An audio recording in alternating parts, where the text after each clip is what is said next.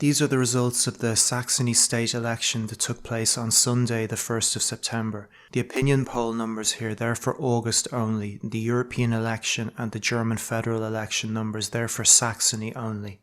So how should we interpret these numbers? The default in the media was to compare the results of this election to the last Saxon state election in 2014. So this shows a big increase in support for the AfD. Not surprisingly, this is the angle that the AfD went for. This is a graphic that they shared on their social media. Phenomenal election success is what it says on the top. They actually got 27.49% in Saxony, which is why I rounded it down to 27. I think comparing the results to 2014 are only of limited value. The AfD is quite a different party now. Back then, its main focus was the EU, particularly the issue of the Greek bailouts, which were funded largely by Germany. It was only in 2015 when Frauke Petry became leader that the party began to focus more on immigration. Also, Germany was quite a different country back then. 2014, the migrant crisis didn't start until September 2015. I think it's more telling to compare the results to the results in Saxony in the last European election and the last German election. So you can see not a lot has changed really. The AfD's result, it was largely in line with what they've got in Saxony recently and what opinion polls had suggested. The one thing that does stand out from all these numbers is the difference in support that Die Linke and the Greens got on election day compared to what opinion polls had suggested. This, compared with the fact that the CDU did better on election day, suggests that there was possible tactical voting in order to stop the AfD finishing first. This is something that Robert Habeck, the leader of the Greens, has said. He thinks that some of the Greens voters in Saxony and Brandenburg did this. They switched their support to the CDU or the SPD in order to prevent the AfD finishing first.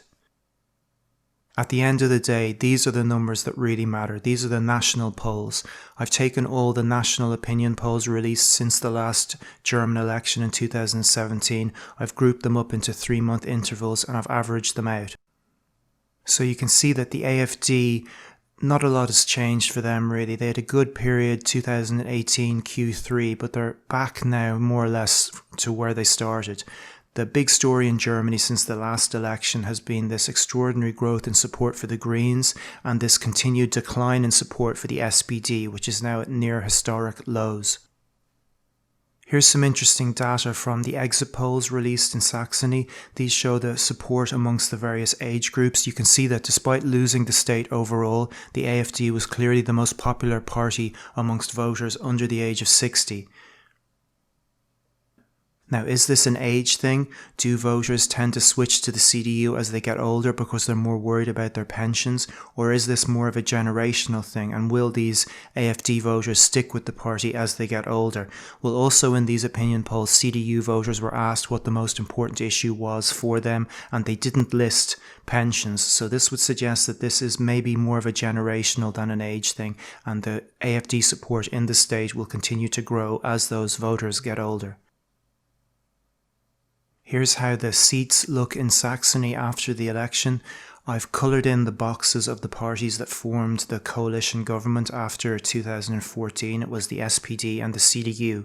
At this time round, those two parties no longer have enough seats to form a majority, so the most likely option is a three-way coalition between the Greens, the SPD and the CDU. In fact, this is the only option, considering that the CDU won't deal with the AfD or Die Linke. I've put an asterisk beside the AfD number because they actually won 39 seats, but they're only going to be allowed to take 38. This is because they were forced to reduce the number of candidates on their party list from 60 to 30. This was because when they were selecting their candidates, they used more than one voting method, and this was against the rules. So the State Electoral Commission in Saxony reduced their party list to 30. Let's go into this in more detail and explain how the voting system works in Germany. When you go into the voting booth, this is what you see. You get a voting ballot like this. On the left, you vote for the candidate of your choice in your constituency. And on the right, you have a party list vote where you can vote for a party. So you have two votes, two separate votes. Let's say we have a hypothetical state called State X, and there are 100 seats in its parliament. The seats are divided in two. 50 are called constituency seats and 50 are party list seats. Now, this system is used by every state. It's also used in the German federal elections. So the state is divided up into 50 constituencies and the top candidate in each constituency wins a seat. That was the vote on the left on the ballot. How the party list vote seats are awarded is a little bit more complicated. What they do is, first of all, they work out the constituency seats results and they see how many seats each party has.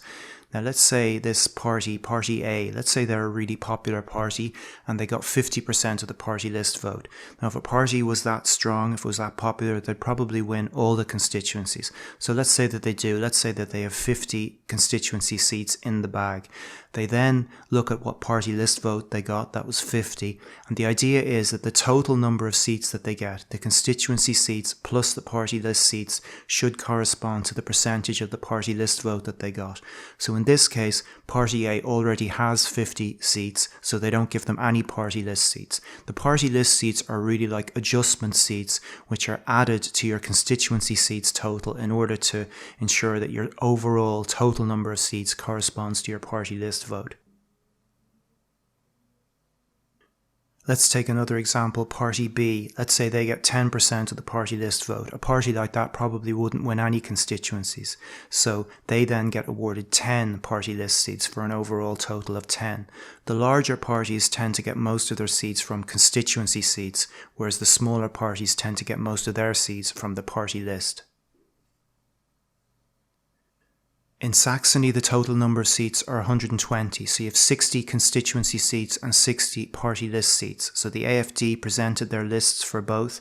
It's the same names on both lists, by the way. The same people stand in the constituencies and then they're also on the party list. So if you don't win your constituency, you still have a chance of getting in on the party list. And if you win your constituency, you're taken off the party list because the same candidate can't be awarded both a constituency seat and a party list seat. So say you win 20 constituencies, then your party list is reduced from 60 to 40, which normally is fine. It's more than enough for the amount of party list seats you're likely to get. Now the AfD, their constituency list was unaffected, so they still had 60 candidates there, but they were reduced to 30 names on the party list. Now, how much of a problem this was going to be depended on a lot of factors. It depended on what the party list vote they got was, how many constituencies they won, and whether the people who won constituencies were on the party list or not.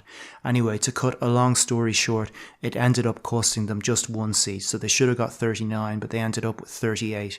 Jörg Urban, the leader of the AfD in Saxony, has said that he's going to challenge the results of the election in court. He wants to have the vote declared invalid and for a new election to be held, regardless of how many seats it costs the AfD. So we'll see how that works out.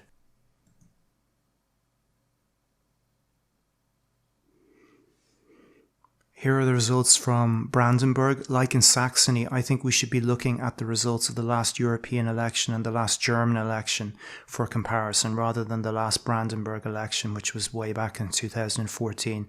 So the AfD did a little bit better here, a little bit better than opinion polls suggested. Also, we can see that Die Linke and the Greens again did worse on election day than they should have done according to opinion polls, whereas the SPD did better. So this would suggest possible tactical voting took place in Brandenburg as well. Here's the exit poll data. You can see in Brandenburg you can vote when you're 16. Like in Saxony, the AfD was the most popular party among voters under the age of 60. And like in Saxony, the SPD voters did not list pensions as one of their most important issues in these exit polls. So that would suggest that maybe the different levels of support amongst the different age groups, that's more of a generational thing rather than a simple age thing. Here's how the situation with the seats looks in Brandenburg after the election. Last time around in 2014, we had a Die Linke SPD coalition. That's not going to be an option this time. They don't have enough seats. The most likely option in Brandenburg is, again, Greens, SPD, CDU, three-way coalition. You could have Die Linke, Greens and the SPD as well. That would only give them 45 seats, which would be a bare majority. So a Greens, SPD, CDU is the most likely option for a coalition in Brandenburg. In my last video, I talked about how the media was trying to link Andreas Kalbitz, who was the leader of the AfD in Brandenburg, how they were trying to link him to the far right, saying he attended a far right march in Athens in 2007 and how he attended far right summer camps in 1993 and 2007. There was another story in the press last week. ARD, the state broadcaster, had a story about Kalbitz and this summer camp that he attended in 1993. They had two pieces of evidence. They had a document from the security services which listed his name as one of the attendees, which is interesting because there is a parallel there to the story about him attending the march in Athens, because that story was based on documents leaked from the German embassy in Athens. So how these documents are making their way to the press, I think, is an interesting story. The other evidence they have is they've managed to track down somebody who was at this camp who says they remember Kalbitz. They said that Kalbitz at the time was a hardliner, and at one point he took him to his car. Kalbitz took this person to Kalbitz's car, and he opened up the boot, the trunk of his car, and inside there was a German World War II battle flag and some Holocaust denial literature. Kalbitz has responded to this. He says he can't remember whether he attended this camp or not, but he denies the part about what was in the boot of his car. I'm not going to defend Kalbitz if this is true, but what I would say is the media are really out to get this guy, and if this is the best that they can come up with, something that he allegedly did 26 years ago when he was 21 years old, I think this would suggest that maybe Kalbitz doesn't have the skeletons in his closet that the media expected to find. So that was more or less the story of this year's state elections in Saxony and Brandenburg. Thanks for watching, and until next time.